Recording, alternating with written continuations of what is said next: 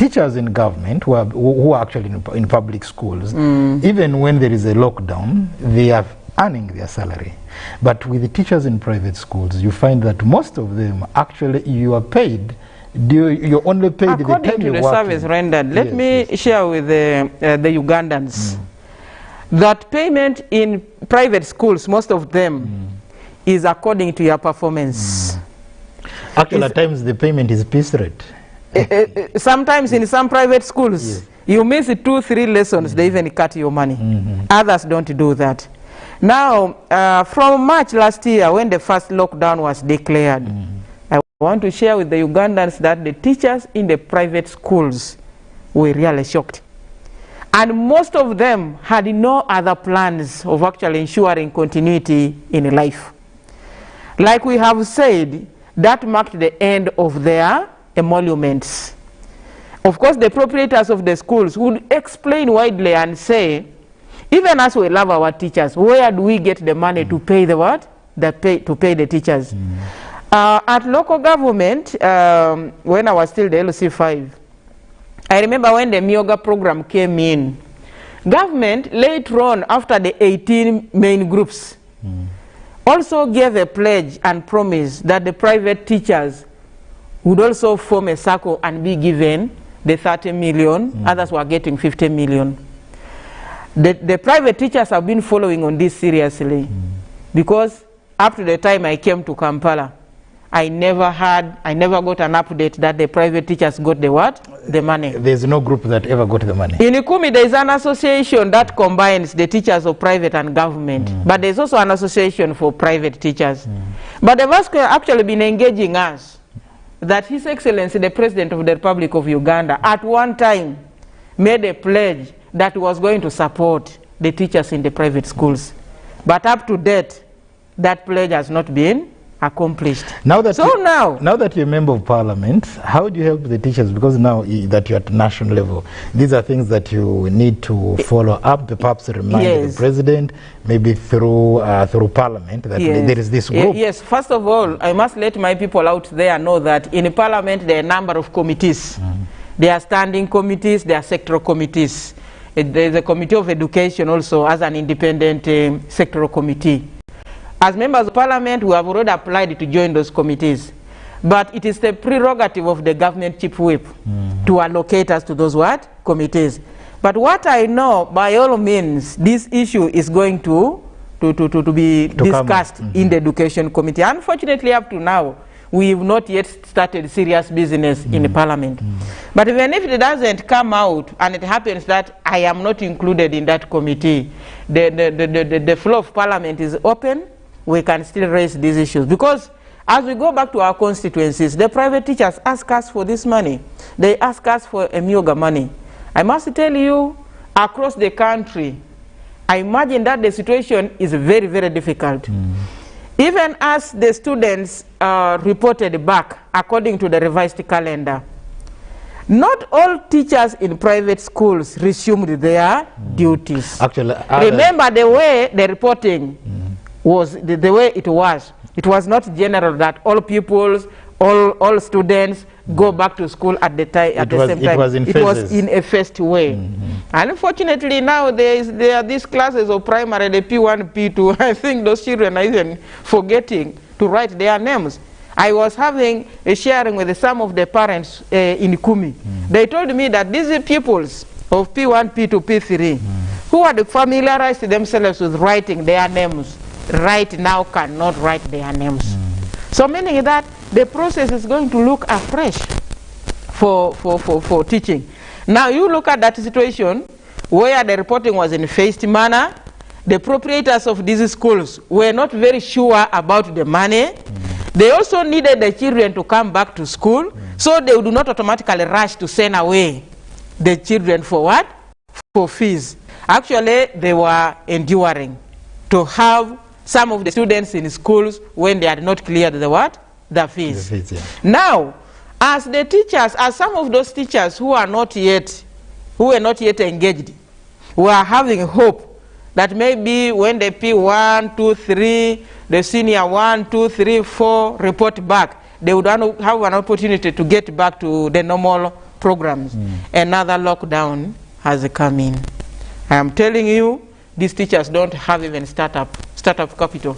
Now, and that's where we want to focus. These teachers are struggling with the families. Yes, Let me tell you, most of them are not even able to pay fees for their children. Leave our own fees, but let's look at how do they go through the lockdown, the 42 days. And that is now where the challenge so is. Now, if you had the chance to advise government, to advise the minister of, or to talk to the minister of education and perhaps the president, what ought to be done so that really we don't see again teachers being thrown out of houses, teachers actually failing to get what to eat. Some of them, in the first lockdown, we saw some of them going back to actually the directors or principals of their schools and being allocated classrooms because they could not pay. They could not pay rent. That is true. Yes. That is true. So this time round, what ought to be done so that really we don't see a repeat of what happened in 2020? Like now, I want to reflect something that the president said yesterday. The president was directing the Ministry of Finance to do something. The president was directing on the provision of mosquito nets in markets. In markets, yes, yes. He was directing a number of issues. He's also taking care, he presented on the issue of taking care of some of the patients. Remember, the current situation is very alarming, where we hear that in private health institutions, you are asked to pay 2 million per day. In somewhere you have to pay 5 million per day for you to be helped in a private health facility. So when you look at such a situation, you now get to believe that there is only that class that can meet that, but a majority of the Ugandans cannot meet that. So it means that they will have to die, which is a very bad scenario. Now, of course, for me, what I would actually call upon... We don't have to be prophets of doom, but we can say now the best way is preventive. The preventive, actually, yesterday, today, there was an article that even, which unit is this in Gulu? That is also running out of oxygen. Lacho is also in problems. Mbale is in problems. Soroti Referral Hospital is in problems. Molago is in problems. I was with the colleagues from Barara. They say they're also in problems because of shortage of oxygen. We appreciate the soldiers out of that intervention that they are beginning to make some oxygen to be supplied to our health facilities. Now, urgently, I would ask the office of the president to first of all look into the pledges that he made to support teachers in private schools, but also ensure that this category of the private teachers who registered for a Mioga money would also be given that small money. Because out of it, they can begin some small activities that they can do, like some small trade in foodstuffs. Of course, now the markets, the cattle markets are not what? Are not operational. Now, that would help them. Going by the saying that you cannot learn to be left-handed at old age, these are people who have been teachers. Do you think really that even if they got that Emioga money, their mind would easily shift to something different? You saw what happened in Teso. Teso was predominantly, they're predominantly cattle keepers. You see a shift from cattle keeping to farming has actually taken years for people to really get used to that. It is still a struggle. It is still a struggle. It is still a struggle. As I speak now, Teso, the last 1 or 2 months, has had a dry season. A number of gardens of groundnuts are already dry. The cassava that was planted is dry. Do research, let us do research and find out. You'll find that what I'm saying is the reality. That is already an indication that within a short period of time, there will be a terrible famine situation. And also I want to share with the government now that our people out there, there's a way we have trained them. When the rainy season comes, they should be given cassava cuttings, they should be given granite seeds, they should be given this and the rest. Now with this COVID-19 situation, I don't know with all this pressure what the situation is going to be like. Otherwise, as a teacher, I also have this to say. I remember after my diploma at NTC Ngeta Lira, after a few years, The Minister of Education actually declared that they didn't want political education to be one of the teaching subjects. And that is what I had done. So what I decided very fast, I had to rush for a degree course, and now I did geography and economics, because I saw that the elimination of political education would cost me somewhere. Now, the training will continue. But if these seed secondary schools, now a number of administrative units have been created. By the way, for us politicians, we have a lot of pressure from the people.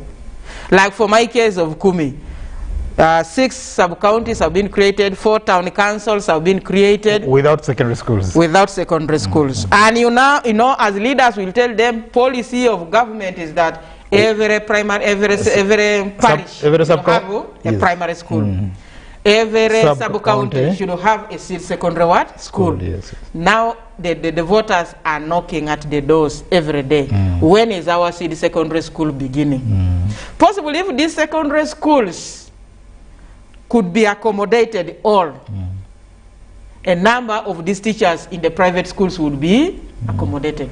Now let's look at to help them actually meet the cost of living in the short run, because now that is that is in the long run. But in the short run, one thing I also want to ask is to call upon the proprietors of schools to also be considerate, because it's not the making of these teachers that they want to be at home. Let the proprietors be considerate. If from the other short period of time where the students, the pupils have been at school, because I know a number of parents paid the fees, whatever small is there, one day just call them and say, there is some 50,000 here for your soap. That is one thing. It is a kind of motivation and actually showing concern about your staff. And then of course this one, where government has to come in.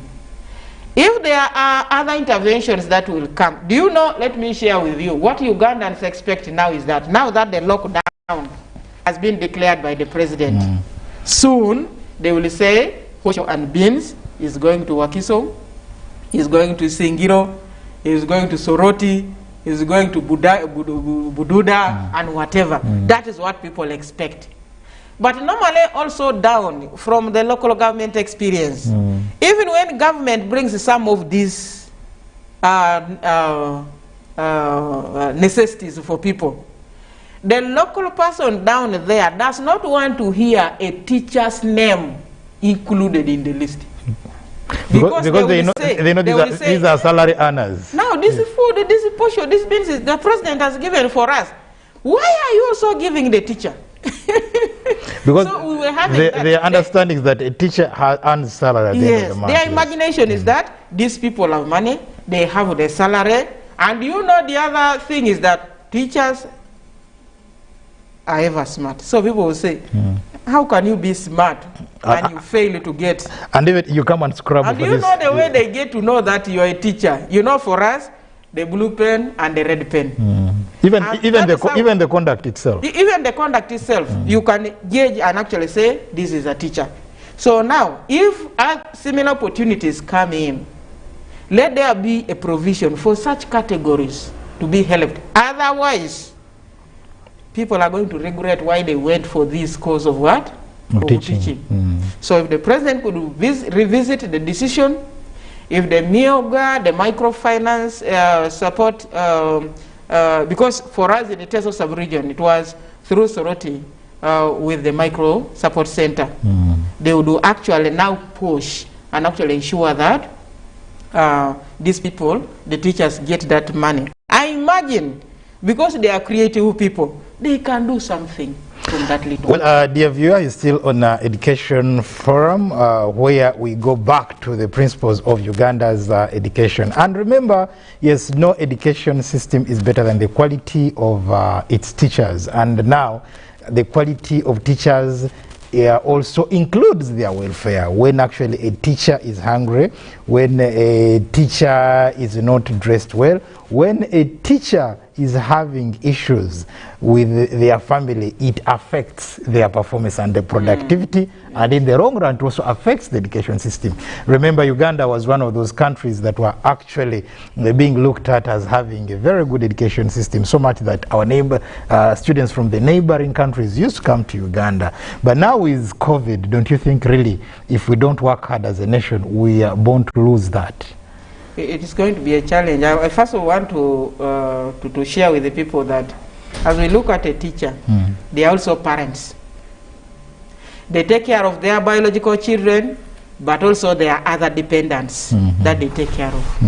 And that is even what makes the situation to be worse. So just like we are sharing here, even as government is doing the budgeting, yesterday we had a meeting on malaria across the country. We actually discovered that there is some gap somewhere in the process of budgeting. And there are gaps that need to be addressed. I want to call upon the fellow honorable members of parliament that come the time when we start the budget conferences and the rest and the processes that are engaged in relation to the drafting of the budget framework paper and the rest until we have an approved budget. There are really key things that we need to look into, like increasing the budget for the recruitment of the teachers across the board, primary and secondary. I must appreciate the Ministry of Education and Sports, Public Service Commission. Before I handed over the LC file, we received good news. Kumi received about 1.3 billion for recruitment of primary teachers. And there's also some money for recruitment of inspectors. I want to really call upon my fellow honorable